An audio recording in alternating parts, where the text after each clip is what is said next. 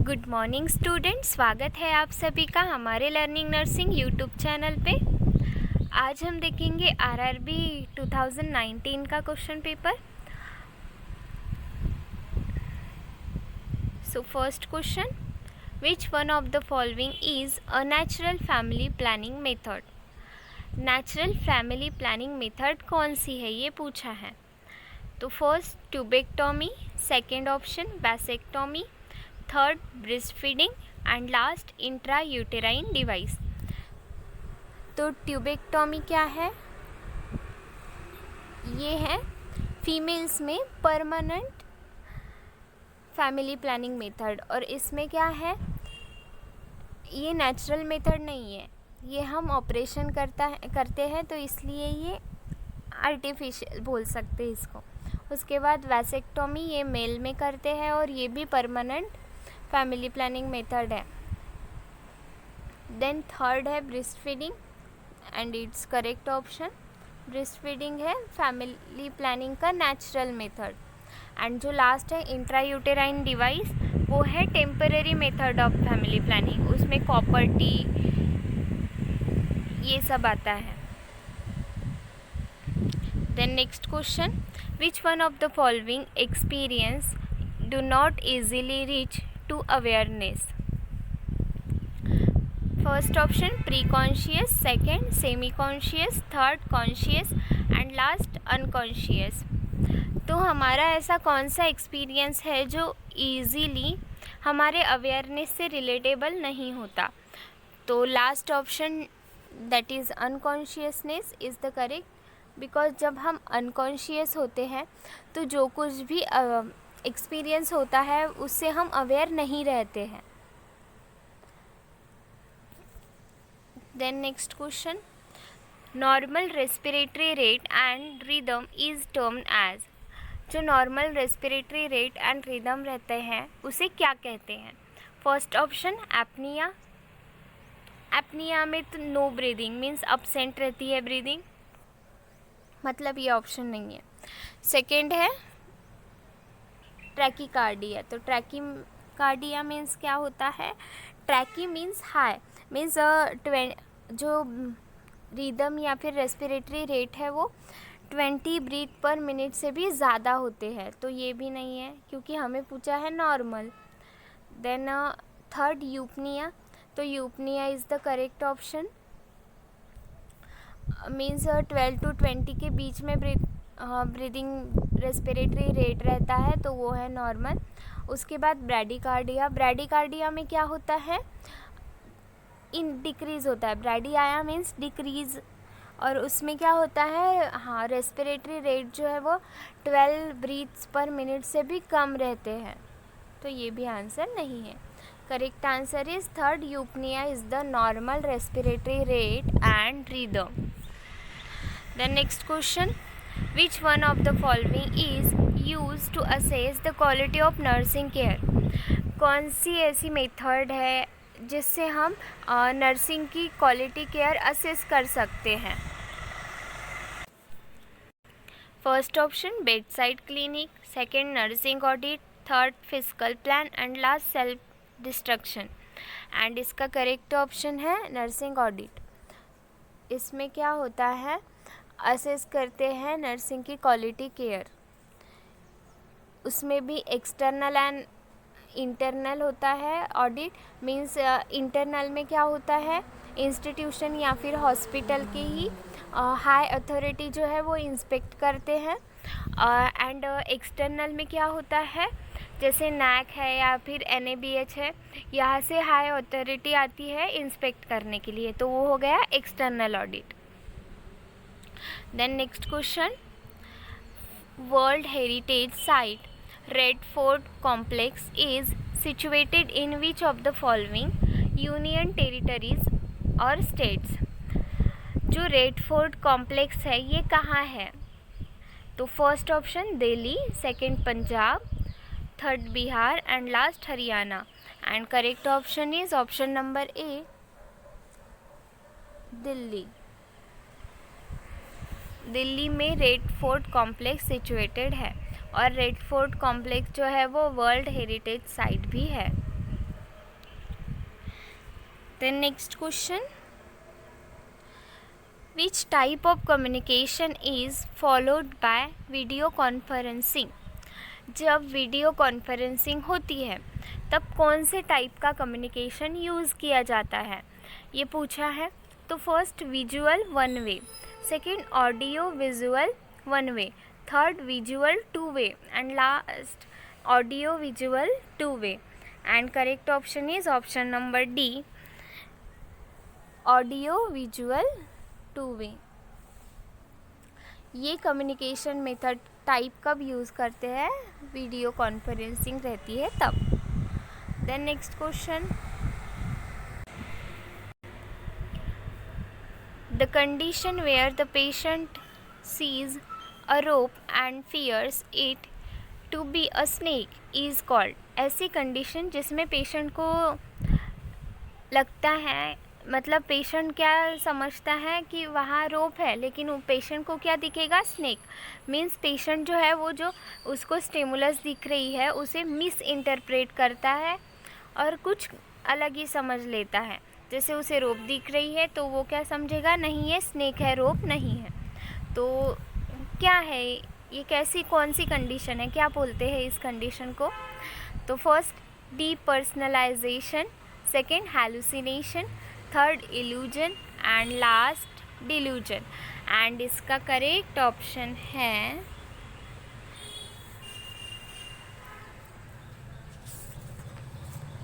Option number सी,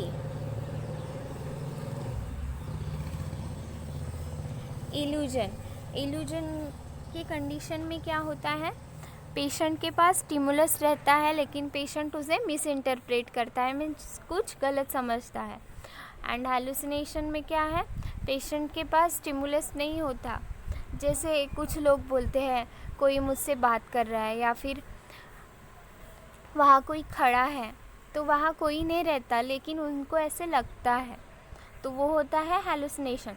hallucination बहुत सारे type है उसके, ऑडियो या फिर विजुअल, टेक्टाइल, ऑल्फैक्टरी, ऐसे हैलुसिनेशन के टाइप भी है। Then next question, the number of oscillation और vibrations per second is called as dash of the oscillation.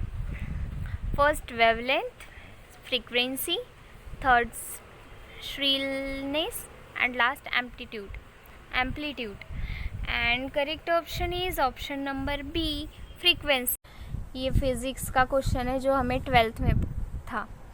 Then next question, the excessive vomiting during pregnancy deteriorating the health of the mother is known as। ऐसी condition जब mother को during pregnancy बहुत ज़्यादा vomiting होती है तो उसे क्या कहते हैं?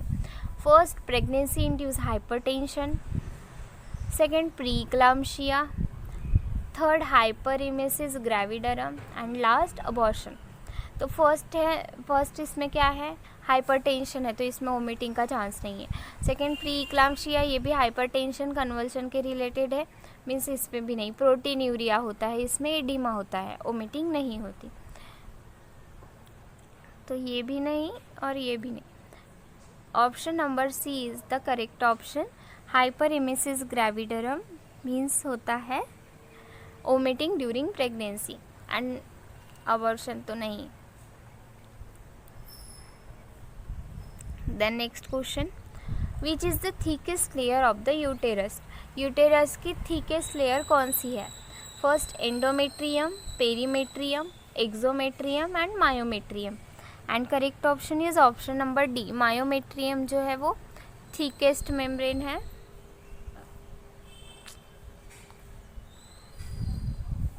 थिकेस्ट लेयर है यूटेरस की। और मायोमेट्रियम की जो मसल्स रहते हैं वो क्रॉसिंग मस्कुलर लेयर फॉर्म करता है। Then next question, which is an intervention for a patient with chronic obstructive pulmonary disease. यहाँ पूछा है COPD के पेशेंट के लिए हम क्या इंटरवेंशन करेंगे। तो first option chronic steroid therapy, second high carbohydrate diet, third high flow oxygen, and last pursed lip breathing. And correct option is option number D, pursed lip breathing. ये intervention करेंगे हम for the patient of COPD. Then next question, which one of the following is quantitative method of data collection? ये research के related question है. इसमें पूछा है जब क्वांटिटेटिव डाटा कलेक्शन की कौन सी मेथड है जिसमें हम क्वांटिटेटिव के अंदर आती है. तो first life histories, then closed ended question, third in depth interview, and last diaries. And correct option is option number B, quantitative method of data collection is closed ended question. Then next, which one of the following is used to record the labor events? During labor, जब हमें labor events जो है वो record करने हैं तो हम कहाँ रिकॉर्ड करेंगे. तो फर्स्ट है Silverman assessment, second fetoscope, third Apgar, and last partograph. And इसका करेक्ट ऑप्शन है पार्टोग्राफ. पार्टोग्राफ पे हम लेबर के जो इवेंट है वो रिकॉर्ड करते हैं. पार्टोग्राफ एक ग्राफिकल टूल है जिसमें हम मदर के बारे में एज वेल एज फीटल के बारे में सब चीज़ें रिकॉर्ड करते हैं. फीटल हार्ट रेट, मदर में डायलिटेशन ऑफ सर्विक्स, मदर की वाइटल्स, उसमें टेम्परेचर एंड ब्लड प्रेशर, उसके बाद लाइकर कैसा है, सब चीज़ें जो हैं हम जो लेबर में रहती है प्रेजेंट, वो सभी चीज़ें हम पार्टोग्राफ में मेंशन करते हैं और उनका पूरा रिकॉर्ड लिखते हैं.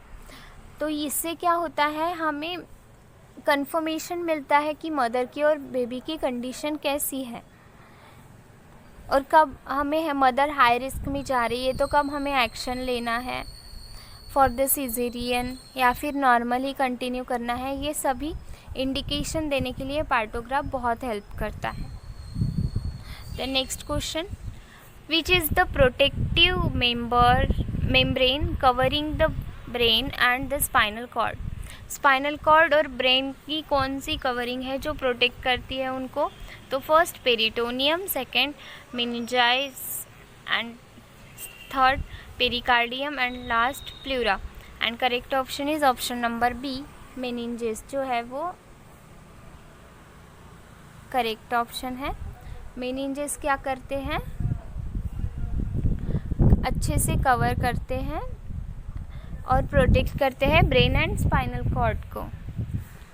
Then next question, which search engine is most helpful for finding scholarly articles?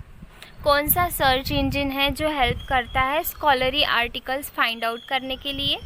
First web crawler, second Cyrus, third Google scholar, and last Bing. And the correct option of 91 is C, Google scholar जो है ये search engine हमें most helpful है for finding the scholarly articles. Then next question, process of identifying and implementing the best practice which leads to excellent performance is known as?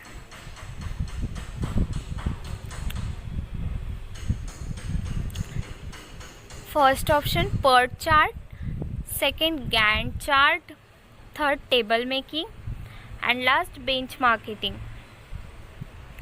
And correct option is option number D, bench marketing.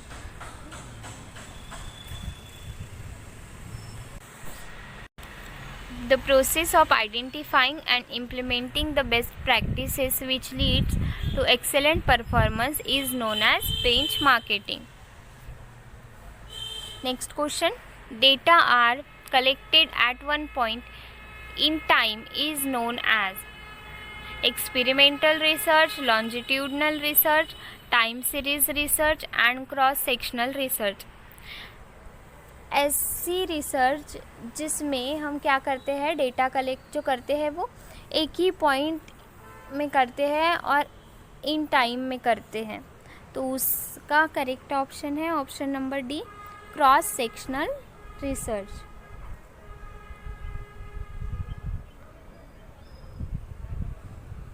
The next question. In a certain code language, if alter is coded by as ODWH, then how is depth coded in that language? इसका correct option है option number A.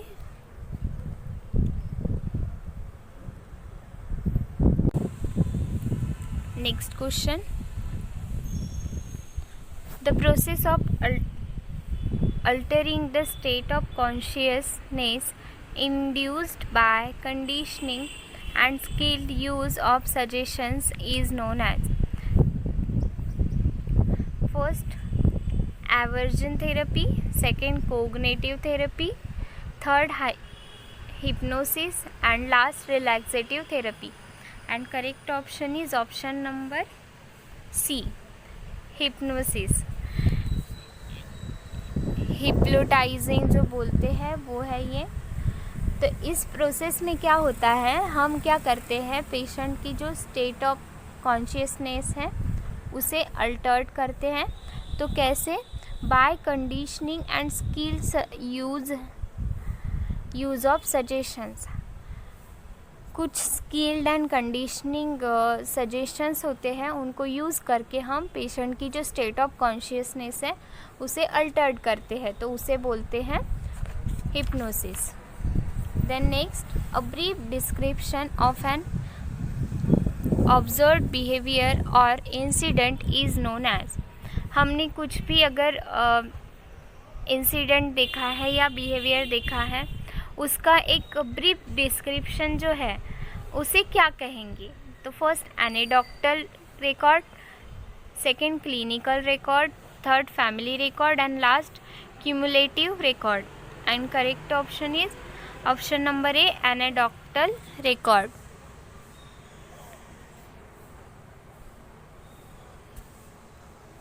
The next question. Which condition is also known as trisomy 18?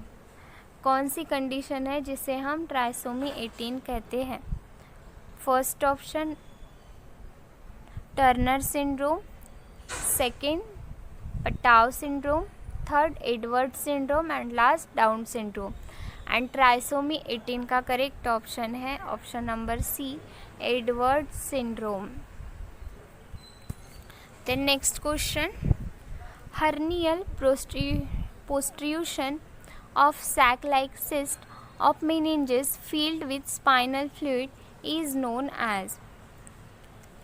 hernial protrusion of sac जो होता है like cyst of meninges, तो वो क्या है, spinal fluid से फील्ड होता है, तो उसे क्या कहते हैं. तो first option rachischisis, second meningomyelocele, third encephalocele and last meningocele. And correct option is meningocele. Meningocele में क्या होता है, hernial prostitution of the protrusion of sac-like cyst of meninges filled with a spinal fluid is known as meningocele. Then next question. Which of the following drug will be administered to treat anaphylaxis? कौन सा drug है जो हम anaphylaxis treat करने के लिए use करते हैं. Option number A sodium bicarbonate, option number B epinephrine, option number C atropine, option number D digoxin, and correct option is option number B epinephrine जो है ये ड्रग हम एनाफिलैक्सिस ट्रीट करने के लिए यूज़ करते हैं। Then next question and last question, a train passes a station platform in 50 seconds and a man standing on the platform in 34 seconds if the speed of the train is 29 meter per second. What is the length of the platform in meter?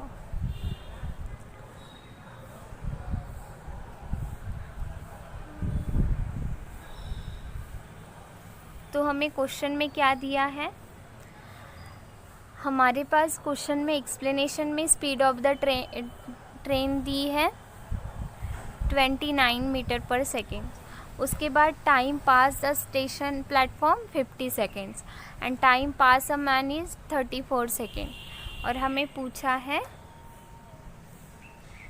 Length of the platform. तो formula use करेंगे, speed of the train in speed into length upon time, ये distance upon time, ये formula है। क्या है,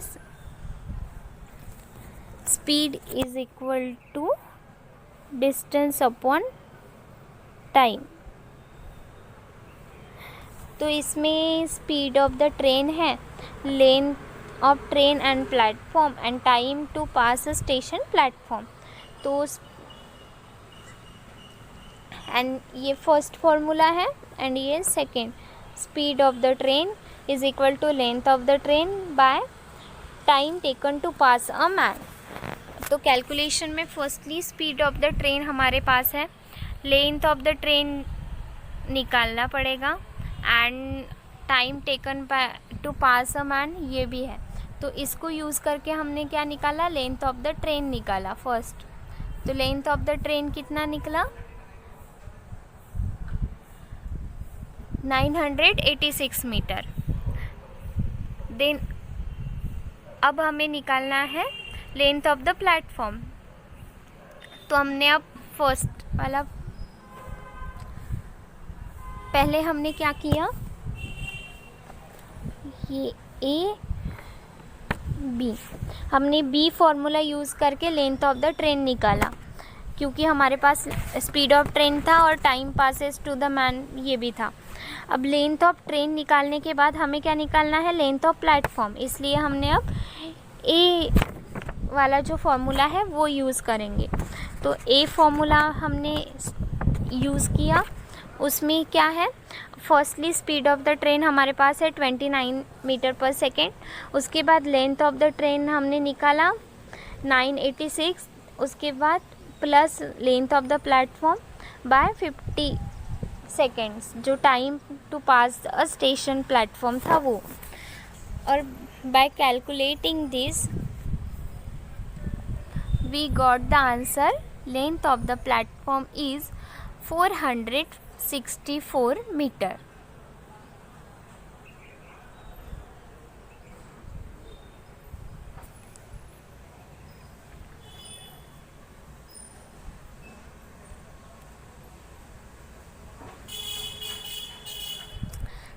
यहाँ हमारा 2019 का आरआरबी का क्वेश्चन पेपर ख़त्म हुआ है।